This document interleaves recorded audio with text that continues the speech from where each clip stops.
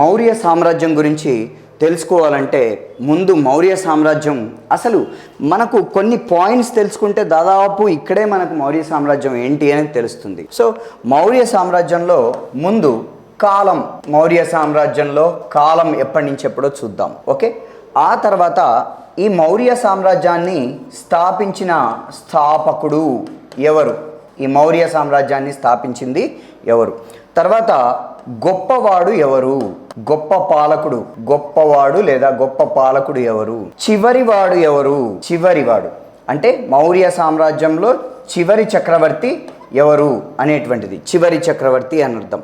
స్థాపకుడు అంటే స్థాపించినటువంటి వాడు, గొప్పవాడు అంటే గొప్ప పాలకుడు, చివరివాడు అంటే చివరి పాలకుడు అని అర్థం. ఓకే, తర్వాత వీరి యొక్క రాజభాష ఏంటి, వీరి యొక్క రాజభాష ఏంటి, రాజభాష తర్వాత వీరి యొక్క లిపి, రాజభాష. చాలా మందికి భాష లిపి ఒకటే ఉంటుంది, కానీ ఇక్కడ భాష రాజభాష వేరు, లిపి వేరు. తర్వాత వీరి యొక్క ప్రధాన వృత్తి ఏంటి, ప్రధాన వృత్తి ఏంటి, తర్వాత వీరి యొక్క ఆదాయం ఏంటి, వీరికి వచ్చే ఆదాయం ఎలా వస్తుంది అనేది ఫస్ట్ ఇది చూద్దాం. సో ఫస్ట్ కాలం బీసీ 321 నుండి 187 వరకు పరిపాలించారు.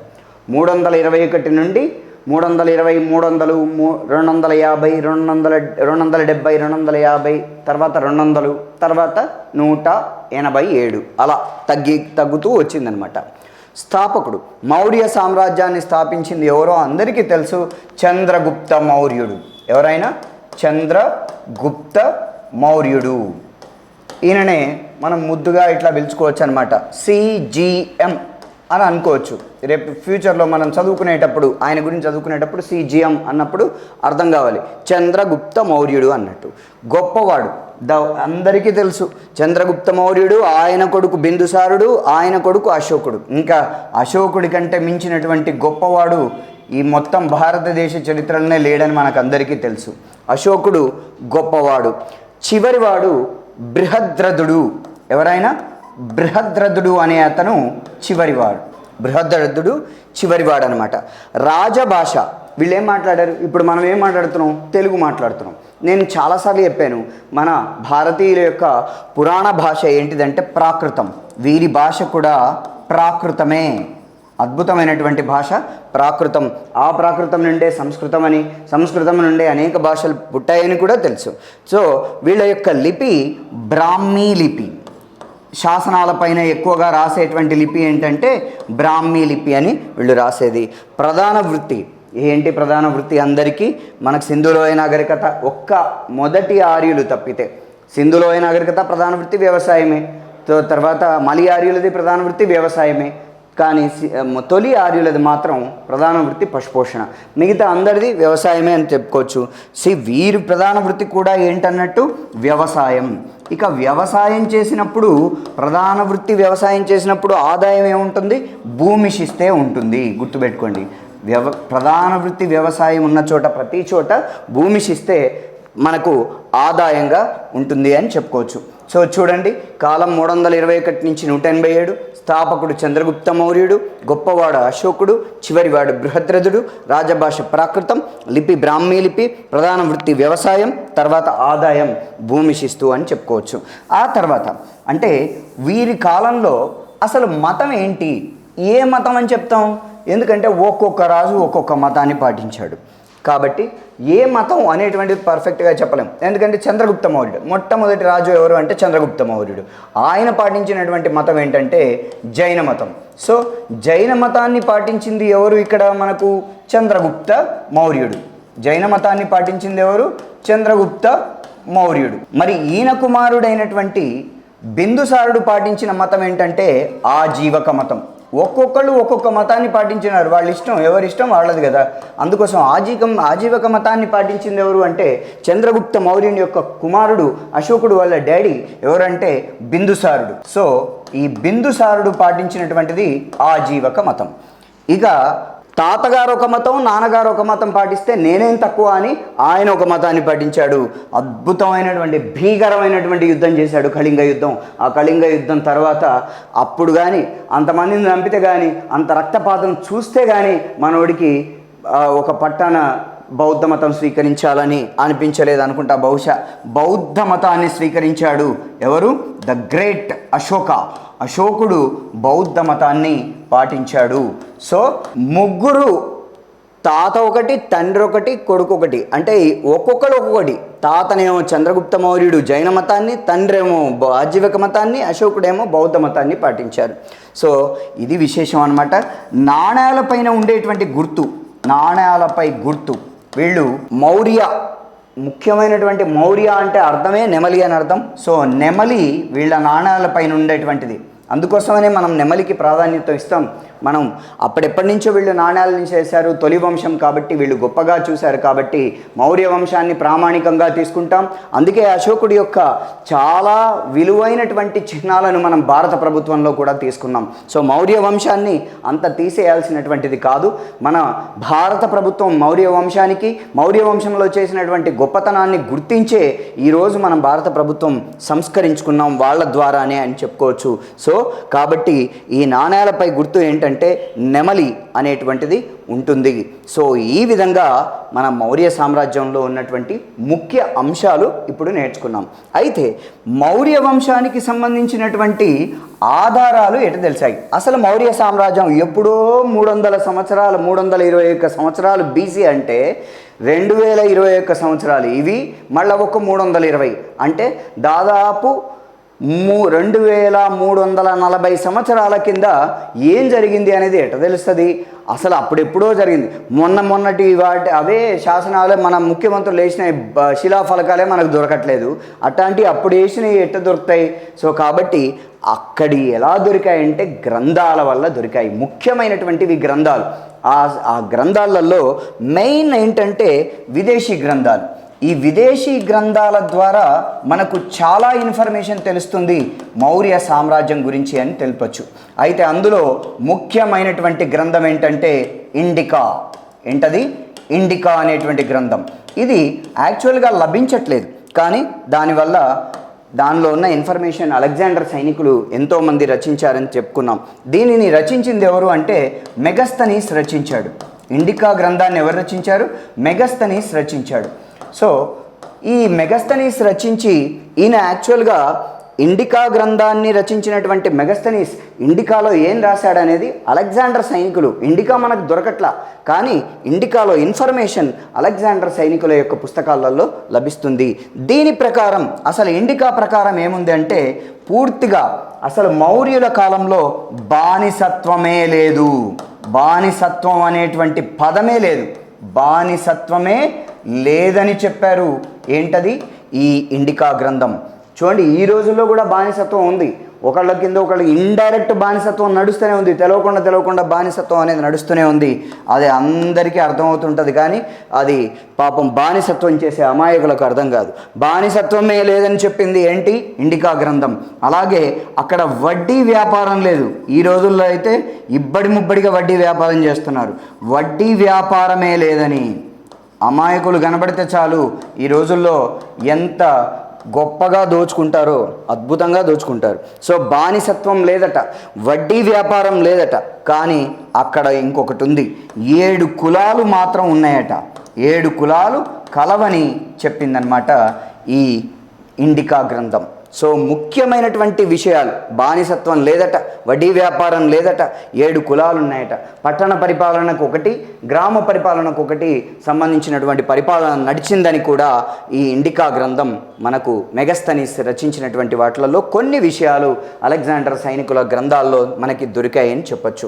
సో విదేశీ గ్రంథాల్లో ఇండికా గ్రంథం మనకు మౌర్య సామ్రాజ్యం గురించి వివరిస్తుంది అని చెప్పుకోవచ్చు. ఆ తర్వాత జాగ్రఫీని అనేక మంది రాశారు. అయితే ఈ జాగ్రఫీ ఎవరు రాసినటువంటిది అంటే, ఈ జాగ్రఫీ అనేటువంటి గ్రంథం ఎవరు రాశారంటే టాలమీ రాశాడు, చాలామంది రాశారు. అయితే ఇక్కడ దీనిని రచించింది ఎవరు అంటే మౌర్యుల సామ్రాజ్యాన్ని చెప్పినటువంటిది స్ట్రాబో రచించినటువంటి జాగ్రఫీ. స్ట్రాబో రచించినటువంటి జాగ్రఫీ ప్రకారం మనకు ఈ విదేశీ ఇది తెలుస్తుందన్నమాట. ఏ విధమైనటువంటిది తెలుస్తుంది, దీని ద్వారా, ఈ జాగ్రఫీ ద్వారా ఏం తెలుస్తుంది అంటే ముఖ్యంగా కొన్ని విషయాలు తెలుస్తున్నాయి. ఏందట అంటే యుద్ధం జరిగింది. ఎవరెవరికి యుద్ధం జరిగింది అంటే సెల్యూకస్ నికేటర్కి. సెల్యూకస్ నికేటర్ ఎవరు ఇంతకు? సెల్యూకస్ నికేటర్ ఎవరంటే అలెగ్జాండర్ పోతూ వాయవ్య భాగంలో ఆయన ప్రతినిధిని పెట్టిపోతాడు. సెల్యూకస్ నికేటర్కి వర్సెస్ చంద్రగుప్త మౌర్యుడు, సిజిఎం చంద్రగుప్త మౌర్యుడికి జరిగిందట. సెల్యూకస్ నికేటర్కి చంద్రగుప్త మౌర్యుడికి యుద్ధం జరిగిందని ఈ జాగ్రఫీ బుక్, స్ట్రాబో రచించినటువంటి జాగ్రఫీ బుక్ చెప్తుంది. తర్వాత రెండో పాయింట్ ఏంటంటే సెల్యూకస్ నికేటర్ కుమార్తె అయినటువంటి హెలీనాను చంద్రగుప్త మౌర్యుడు చేసుకున్నాడట. గుర్తుపెట్టుకోండి, అందుకోసమనే గ్రీకులను వివాహం చేసుకునే పద్ధతి ఈ గురువు గారే మొదలుపెట్టాడు. అందుకోసమనే యాక్చువల్గా మనకు భౌగోళిక దృష్ట్యా చూస్తే అసలు ఇండియా వాళ్లకు పిల్లి కళ్ళు ఉండవు. కానీ ఈ పిల్లి కళ్ళ సిద్ధాంతం ఎక్కడి నుంచి వచ్చిందంటే గ్రీకుల నుంచే వచ్చింది. గ్రీకుల నుంచి అలా పెళ్లి చేసుకుంటూ పోతూ ఉంటే మరి వాళ్ళ పిల్లి కళ్ళు మనకు కూడా వస్తాయి. సో కాబట్టి ఈ విధంగా మెల్లిగా మొదలుపెట్టినటువంటి అద్భుతమైనటువంటి గురువు గారు ఎవరంటే చంద్రగుప్త మౌర్యుడు గారే. ఆయన ఏం చేశారంటే సెల్యూకస్ నికేటర్ కుమార్తెను చేసుకున్నాడు. వీళ్ళిద్దరూ సమకాలికులే, కానీ ఈమెను చేసుకున్నాడు. ఈమెను ఎందుకు చేసుకున్నాడో అర్థం కాదు. చేసుకున్న కొన్ని సంవత్సరాలకే జైన మతం తీసుకొని వెళ్ళిపోయినాడు. సో 305లో యుద్ధం జరిగింది. 305లో యుద్ధం జరిగింది. 305, 304 వరకు యుద్ధం జరిగింది. 300లో జైన మతం తీసుకొని సల్లేఖ మతం తీసుకొని చచ్చిపోయాడు చంద్రగుప్త మౌర్యుడు. మరి పాపం ఎందుకు హెలీనాను పెళ్లి చేసుకున్నాడో భగవంతుడికే తెలుసు. సో కాబట్టి సెల్యూకస్ నికేటర్ యొక్క కుమార్తె హెలీనాను వివాహం చేసుకున్నాడని స్ట్రాబో రచించినటువంటి ఈ జాగ్రఫీ చెప్తుంది. సెల్యూకస్ నికేటర్ కుమార్తె ఎవరు? హెలీనా. ఈ హెలీనా అనట ఎవరు వివాహం చేసుకున్నాడు? సిజిఎం వివాహం చేసుకున్నాడు. అస్తమానం చంద్రగుప్త మౌర్యుడు రాసుకున్నాడని కొన్నిసార్లు పట్టకపోవచ్చు. అందుకోసమే సిజిఎం అన్ని రకాలుగా మనం అబ్జర్వ్ చేయగలిగే శక్తి మనకు రావాలి. సో ఈ విధంగా సెల్యూకస్ నికేటరు తర్వాత చంద్రగుప్తుడికి యుద్ధం జరిగిందని, సెల్యూకస్ నికేటర్ కుమార్తె హెలీనాను వివాహం సిజిఎం అంటే చంద్రగుప్త మౌర్యుడు వివాహం చేసుకున్నాడని ఈ స్ట్రాబో రచించినటువంటి జాగ్రఫీ బుక్ ద్వారా మనకు తెలుస్తుందన్నమాట. సో తర్వాత మనకి ప్లూటార్క్ రాసినటువంటి ది 2 లైవ్స్ అనేటువంటి గ్రంథం ద్వారా, ఏంటది ది 2 లైవ్స్, ప్లూటార్క్, వీళ్ళంతా ఈ సెల్యూకస్ నికేటరు తర్వాత స్ట్రాబో కానీ ప్లూటార్క్ కానీ నియార్కస్ కానీ డియోడ్రస్ కానీ వీళ్ళంతా అలెగ్జాండర్ సైనికులు, ఇక్కడనే ఉంచిపోయినాడు ఆయన. ఓకే, సో కాబట్టి ఏంటి ది 2 లైవ్స్ అనే ఒక బుక్ రాశాడు. ఈ బుక్ని ఎవరు రాశాను అంటే అలెగ్జాండర్ సైనికుడు అయినటువంటి ప్లూటార్క్ రచించాడు. ఎవరు రచించారు? ప్లూటార్క్. అందుకే మొదటి పాఠం జాగ్రత్తగా చదువుకోవాలి. ప్రతి పాఠం ఇంపార్టెంటే. అందుకే నేను చెప్పాను, మొదటి పాఠం పర్ఫెక్ట్గా గ్రంథాలది చదువుకుంటే, పురావస్తు ఆధారాలు లిఖితపూర్వక ఆధారాలు చదువుకుంటే సగం చరిత్ర ప్రాచీన భారతదేశం చరిత్రలో సగం అర్థమవుతుంది.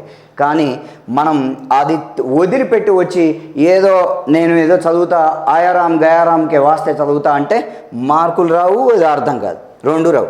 సో ది 2 లైవ్స్ అనేటువంటి బుక్ను రాసింది ఎవరంటే ప్లూటార్క్ రచించాడు. ఈయన ఏం చెప్పాడంటే ఈ బుక్ ద్వారా అలెగ్జాండర్ చంద్రగుప్త మౌర్యుడు ఇద్దరు కలుసుకున్నారని చెప్పాడు. చూడండి ఎన్ని విషయాలు మనకు. అప్పుడు వీళ్ళంతా లైవ్లో ఉన్నారు. వాళ్ళంతా ప్లూటార్క్, అలెగ్జాండర్ ఉన్నప్పుడు ఆయన సైనికుడే కదా ప్లూటార్క్, ఆయన సైనికుడే కదా స్ట్రాబో, ఆయన సైనికుడే కదా డియోడ్రస్, ఆయన సైనికుడే కదా నియార్కస్. వీళ్ళందరూ రాసినటువంటి పుస్తకాల ద్వారా తెలుస్తుందంటే వాళ్ళందరూ లైవ్లో ఉండి రాసినాడు. అలెగ్జాండర్కి లైవ్లో ఉన్నారు. అలెగ్జాండర్ ఎప్పుడో ఉండి ప్లూటార్క్ ఎప్పుడో ఉన్నాడంటే అయ్యో కొద్దిగా అనుమానించాల్సిన అవసరం. కానీ వాళ్ళు రాశారంటే మనం ఇవన్నీ నమ్మాలి. ఎంత అద్భుతంగా తెలుస్తుంది. ఏమని తెలుస్తుంది? అలెగ్జాండర్ తర్వాత సిజిఎం అంటే చంద్రగుప్త మౌర్యుడు, అలెగ్జాండర్ సిజిఎంలు కలుసుకున్నారట. చంద్రగుప్త మౌర్యుడు కలుసుకున్నారని తెలుస్తుంది. అంతే కదా, నేను చెప్పాను ఆల్రెడీ. ఏమని చెప్పాను? అలెగ్జాండర్ వచ్చినప్పుడు మీకు విదేశీ దండయాత్రల్లో చెప్పాను, అక్కడే అందరూ కలుసుకున్నారు తక్షశిలలో అని. అంబి పిలిచినప్పుడు అక్కడికి అలెగ్జాండర్ వచ్చాడు, అక్కడనే చంద్రగుప్త మౌర్యుడు ఉన్నాడు, అక్కడే చాణక్యుడు ఉన్నాడు, అందరూ కలుసుకున్నారని మొత్తానికి ది 2 లైవ్స్లో ప్లూటార్క్ మనకు చెప్పాడనమాట. ఇవి విదేశీ గ్రంథాలు, మౌర్య సామ్రాజ్యం గురించి చెప్పేటువంటి విదేశీ గ్రంథాలు మనకు ఇవి చెప్తున్నాయి. ఇక తర్వాత విదేశీ గ్రంథాల్లో ఇప్పుడు ఇవన్నీ ఏంటి అంటే గ్రీకు రచనలు. గ్రీకు రచనలు కాకుండా శ్రీలంక రచనలు చూద్దాం. ఇప్పుడు మనం నేర్చుకున్న విదేశీ ఆధారాల్లో మళ్ళీ ఇంకా విదేశీ ఆధారాలు అయిపోలేదు. సో విదేశీ గ్రంథాలు మౌర్య సామ్రాజ్యం గురించి ఏం చెప్తుందంటే ముఖ్యమైనటువంటిది ఏంటది? మహావంశం. ఇంతకుముందు బౌద్ధ మతం చెప్పినప్పుడు మనం చదువుకున్నాం. ఏంటది? మనం బౌద్ధ మతంలో చదువుకున్నాం కదా, మహావంశం అనేటువంటిది చెప్తుంది బౌద్ధ మతం గురించి. ఈ భారతదేశంలో బౌద్ధ మతం గురించి చెప్తున్నాను. మరి బౌద్ధ మతం గురించి చెప్తున్నప్పుడు బౌద్ధ మతాన్ని పాటించినటువంటి వాళ్ళ గురించి కూడా చెప్తుందన్నమాట. సో ఆ బౌద్ధ మతాన్ని పాటించింది ఎవరు? అశోకుడు పాటించాడు. కాబట్టి అశోకుడట తన 100 మంది సోదరులో 99 మందిని చంపి 99 మంది సోదరులను చంపి, లైవ్లో ఉన్నది మహావంశం కూడా, నమ్మాలి తప్పదు. అయితే 99 మందిని చంపి ఒక్క మొగలిపుత్త తిస్సని మాత్రం వదిలిపెట్టాడట సోదరుణ్ణి అని మహావంశం అనే బుక్ చెప్తుంది. ఇది ఇంపార్టెంట్ అనమాట. ఈ గ్రంథం ఏం చెప్తుంది? ఇవన్నీ అప్పటి కాలంలో లైవ్లో ఉన్నాయి. మహావంశం ఈ పాళీ భాషలో రచించినటువంటి గ్రంథాలు ఇవి. ఈ గ్రంథం ఏం చెప్తుందంటే అశోకుడు తన 99 మంది సోదరులను చంపి, ఎంతమంది? 99 మంది సోదరులను చంపి, అంటే సవతి సోదరులను చంపి ఎవరిని? ఒక మొగలిపుత్త తిస్సను మాత్రం వదిలిపెట్టాడట. మొగలిపుత్త తిస్స ఈయనే కదా అభిధమ్మ పీఠికను రాశాడని బౌద్ధ మతంలో చదివాం మనం. ఈయన తమ్ముడు అన్నమాట. మొగలిపుత్త తిస్సను వదిలివేశాడు. ఇది గుర్తుపెట్టుకోవాలి మనం. సో 99 మందిని చంపాడని శ్రీలంక బుక్కులో ఉన్నటువంటి మహావంశం మనకు వివరిస్తుంది. ఇది జాగ్రత్తగా గుర్తుపెట్టుకోవాలి. ఇది కాకుండా మనకి లామా తారానాథ్ రాసింది ది టిబెటియన్ గ్రంథం. సో ఆ టిబెటియన్ గ్రంథం ఏంటి? లామా తారానాథ్ రాసి 17వ శతాబ్దంలో అశోకుని హీరోగా పెట్టి మనకి ది టిబెటియన్ గ్రంథం. అది ఎవరు రాశారు? ది హిస్టరీ ఆఫ్ టిబెట్ అని రాశారు. ద హిస్టరీ ఆఫ్ టిబెట్ రాసింది లామా తారానాథ్. ఎవరది? లామా తారానాథ్.